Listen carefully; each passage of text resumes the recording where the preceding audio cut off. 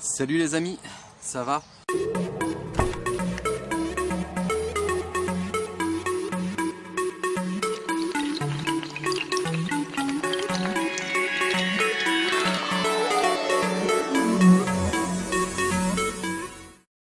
Bon, on est de retour sur le post de la vidéo de mercredi dernier. Ce coup-ci, je me suis mis en face, je suis avec mon camion. Il est pas de bonne heure. Il est pas de bonne heure, je pouvais pas venir avant. Il est 9h12 et voilà, ça pêchait à 9h, 9h05 là. Ça vient tout juste, je viens tout juste de poser la deuxième canne. Donc j'ai, entre temps, en fait, quand je suis parti de la pêche la fois dernière, j'ai jeté mon restant de bouillettes. Le lendemain, après j'ai refait des bouillettes l'après-midi, en fin d'après-midi, et j'ai réamorcé à suivre 2 jours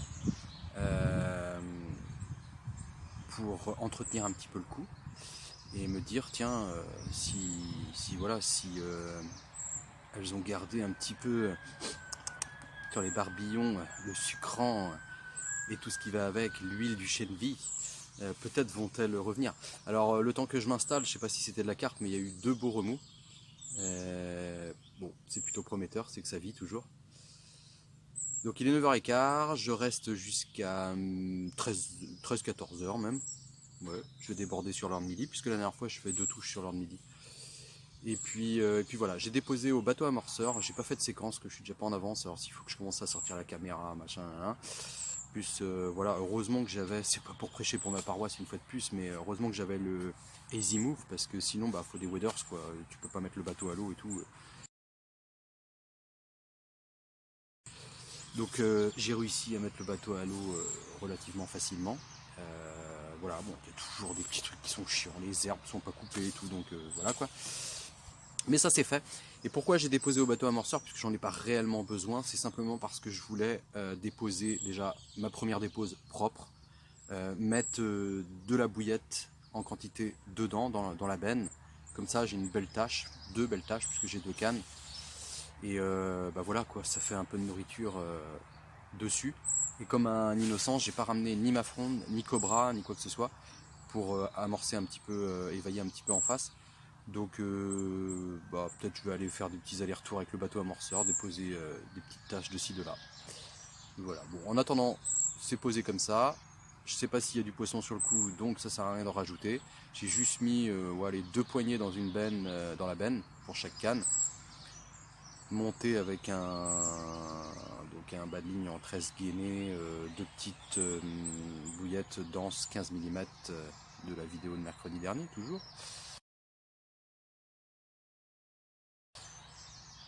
Et puis voilà. Inch'Allah. Allez, je vous dis à tout à l'heure. Et puis ici j'ai mis des backlids parce qu'il y a de la navigation. Et maintenant que je suis de ce côté-là, bah, ma bannière traverse la rivière. Je vais vous montrer ça. Après, j'avais déjà montré ça, mais je pense que bah, voilà, pour ceux qui arrivent maintenant, moi j'évite de couler la bannière en fait jusqu'au fond, puisque je le fais juste pour les bateaux, pas trop pour les poissons. Même si là, je sais qu'à cette distance, forcément, ça va faire descendre ma bannière là-bas aussi, ce qui est bien.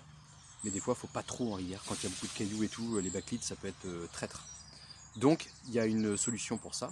Une solution, pas forcément la solution. Et je vais vous la montrer tout à l'heure. Allez, bisous, à tout à l'heure.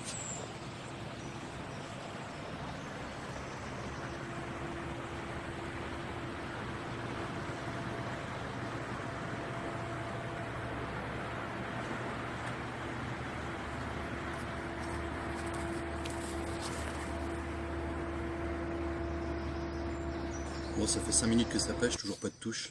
Ça m'inquiète un peu. Je déconne. Donc, l'histoire des backlids, je vous la fais en direct. Tout d'abord, il faut des petits trucs comme ça, qui se composent de 2 éléments. Une tétine en caoutchouc et ce crochet ouvert des 2 côtés. Voyez-vous. Cette petite tétine vient après pour fermer le tout. Voilà. Alors ces petites choses-là, pareil, c'est en lien dans la description de la vidéo. Ça fait longtemps qu'ils sont en lien, hein, mais voilà, si vous n'avez pas fait gaffe, sachez qu'ils y sont. Maintenant, vous pouvez en trouver ailleurs que sur AliExpress, bien sûr. Moi, je les ai pris là-bas. Ensuite, avant, quand je posais les motorisations de portail, il y avait toujours des sachets d'écrou comme ça, en acier galvanisé, mais c'est pas de l'inox. Des écrous de 12 qui servaient à rien. Donc j'en ai un gros paquet à la maison, je les gardais à chaque fois, chaque pose de moteur. Et donc je me sers de ces écrous comme lest pour mon backlead, parce que si ça casse, ça pollue nettement moins qu'un plomb, quoi. On m'a dit déjà tu pourrais mettre un caillou et tout, bah oui mais il faut en avoir des cailloux et puis machin, là ça prend pas de place, ça a quand même une densité avec l'acier et tout. T'as un bon trou au milieu pour accrocher, machin, et de toute façon, sachez que ça, c'est pas de l'inox, donc ça va se dégrader dans l'eau, c'est sûr, ça va disparaître. Voilà, ça ne pollue pas. En théorie, ça pollue pas, ou très peu.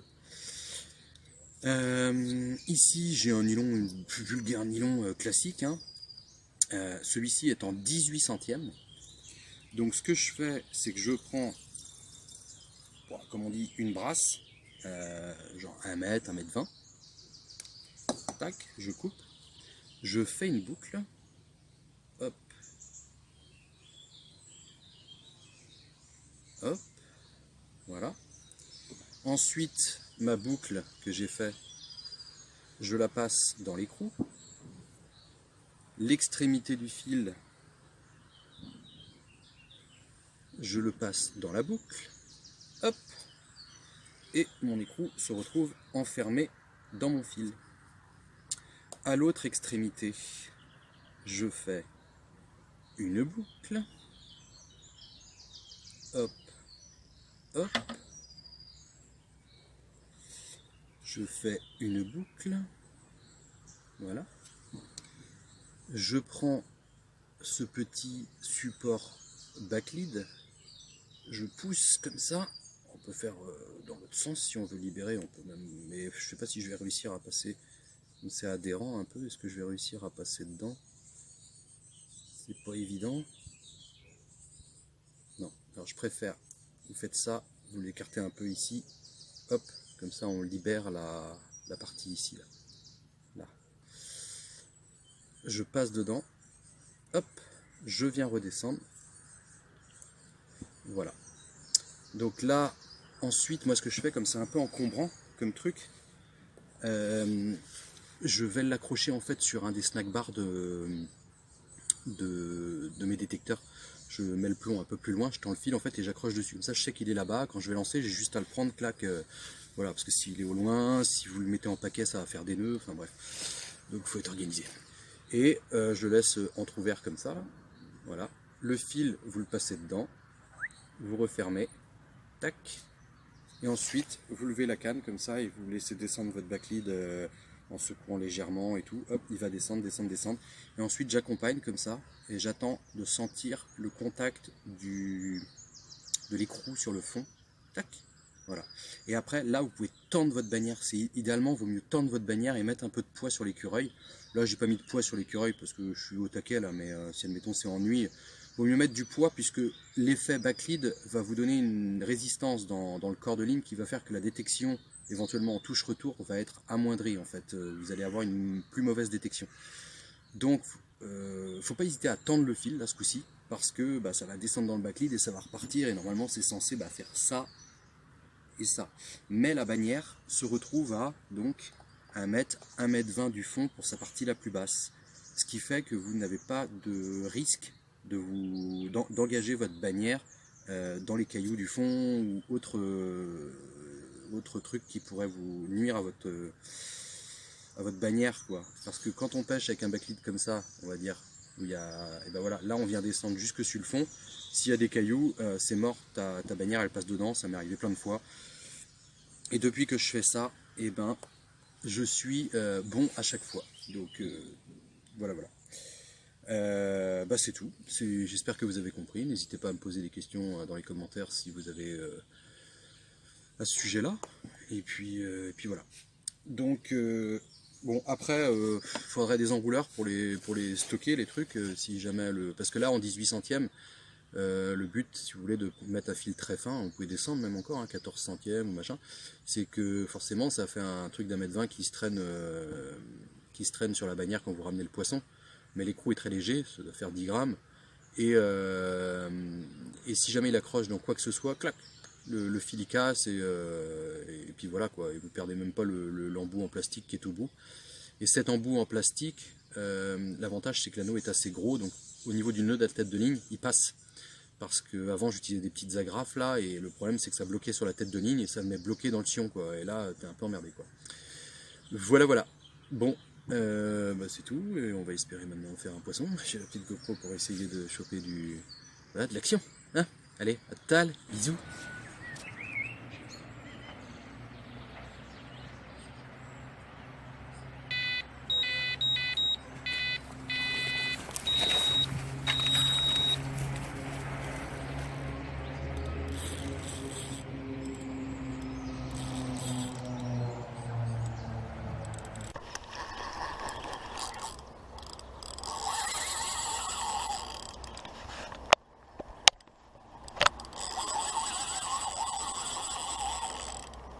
Eh ben,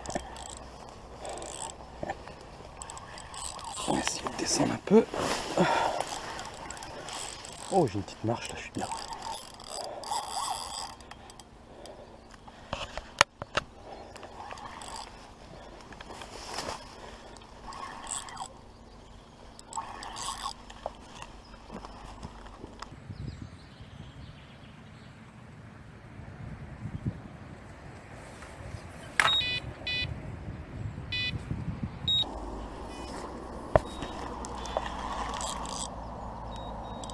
Merde, elle est en train de passer dessous.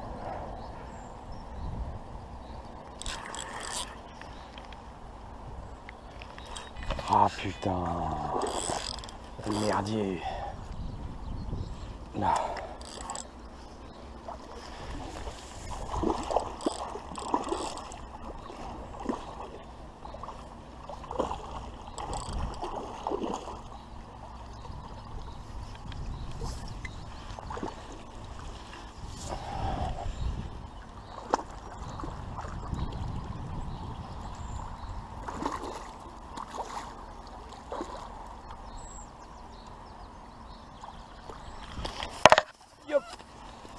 C'est dans la boîte. Bah voilà les amis. Une demi-heure après, 9h30 à peu près le départ. Qu'est-ce que tu veux de mieux? Vous avez pu voir. Si mon portable fait pas de merde, normalement vous aurez la séquence. Alors j'ai oublié mon peson, ça c'est le changement de véhicule, ça m'a perturbé. J'ai oublié mon peson, mais de toute façon c'est pas un monstre. Mais bien combative. Normalement vous aurez le rush sur la GoPro. Voilà, une fois de plus une commune. Commune bien combative. Pas de laitance, peut-être une femelle. En ce moment je regarde parce que vu que c'est proche fraîche, je sais pas si elles ont frayé ou pas. J'ai l'impression qu'il doit faire dans les 7 kilos je pense.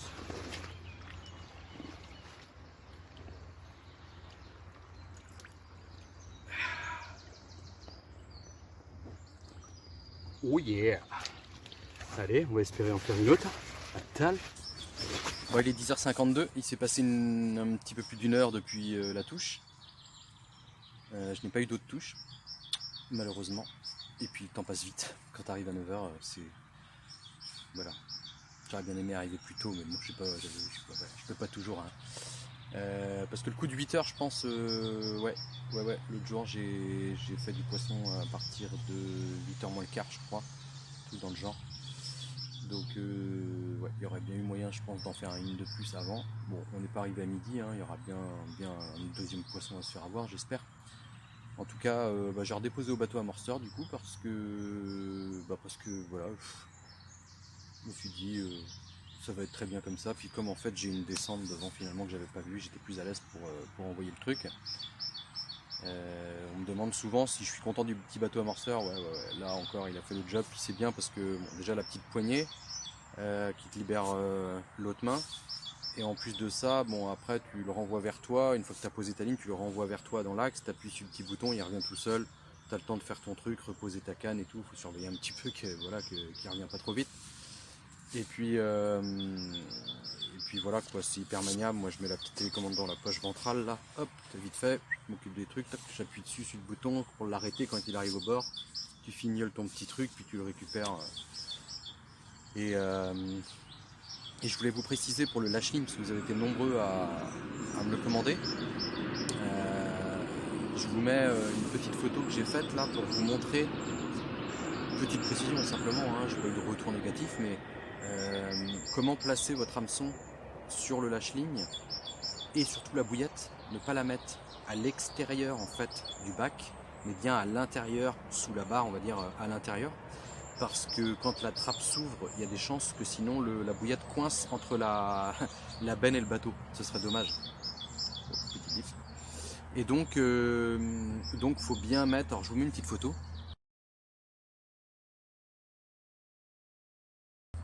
Je pense que c'est visuel. Et après, la pointe comme ça, vers le dessus, comme ça, l'encoche que j'ai réalisé dans le lâche-ligne vient bien bloquer l'hameçon dedans.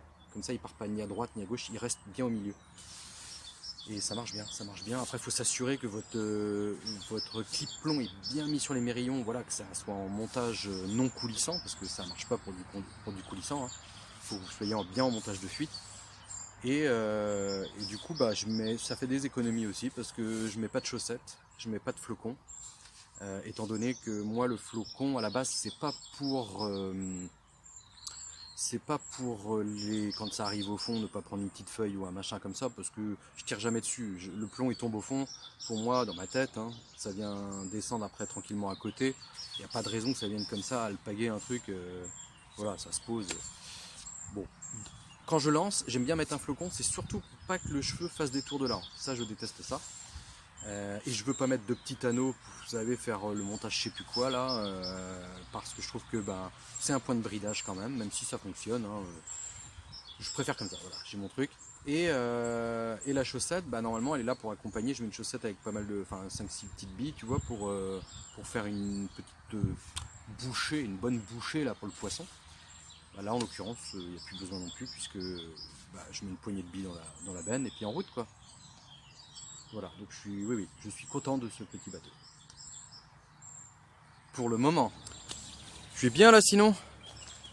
Première pêche avec le camion, il est dégueulasse. Ah oui, ça, faut s'y attendre. La pêche avec un...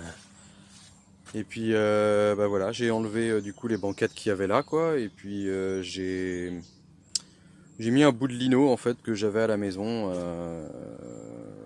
qui est certes pas forcément très joli. Mais quelque part, il va un peu avec la teinte du reste, quoi.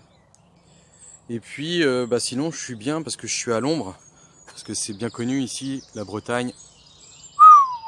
Il fait beau, il fait chaud, c'est la Bretagne. Quoi. Bon, il est midi, hein, je vais attendre encore une demi-heure, ça bouge pas beaucoup.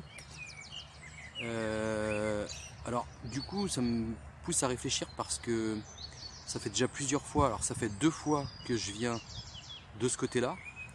Et au moins 4 ou 5 fois que je vais de l'autre côté. Et quand je suis de l'autre côté et que je pêche dans mes bottes, je fais toujours des pêches très convenables. Et les 2 fois où je suis venu de ce côté-là, les résultats ils chutent. Donc est-ce que voilà, c'est une coïncidence? Est-ce que là, si j'avais été de l'autre côté, on peut pas savoir. Mais toujours est-il que c'est quand même, j'ai pris l'habitude quand même de pêcher devant moi dans mes bottes comme ça, on va dire dans les premières 10-15 mètres qu'il y a devant moi. Et c'est confortable quand même. C'est confortable, c'est rassurant, je trouve. Quand tu pêches, tu te sens bien.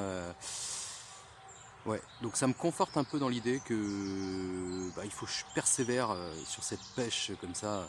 Bon, bien sûr, j'en ferai d'autres comme ça, hein, mais alors ce qu'on va faire, c'est que ce que je vais faire, du moins, je vais sûrement chercher des zones sur cette même rivière.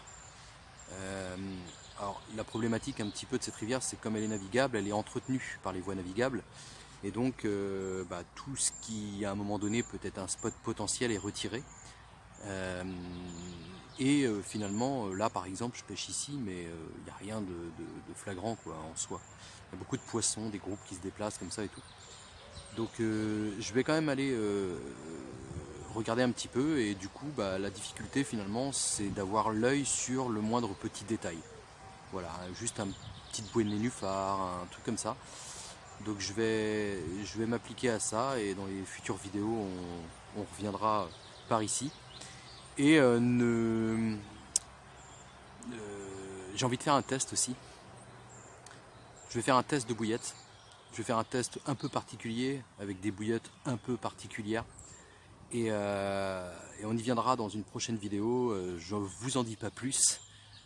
Si tu as envie de savoir, toi, si t'es pas encore abonné, bah, tu t'abonnes parce que sinon tu vas louper ça. Donc on va voir. C'est un test que je veux faire qui va pas coûter cher mais qui peut rapporter gros. On verra. Voilà, voilà. Bah, je vous dis à la prochaine. Un poisson quand même. Je suis quand même content pour cette petite matinée en mode no soussaille. Et je vous dis bisous. Et en attendant, bonne pêche.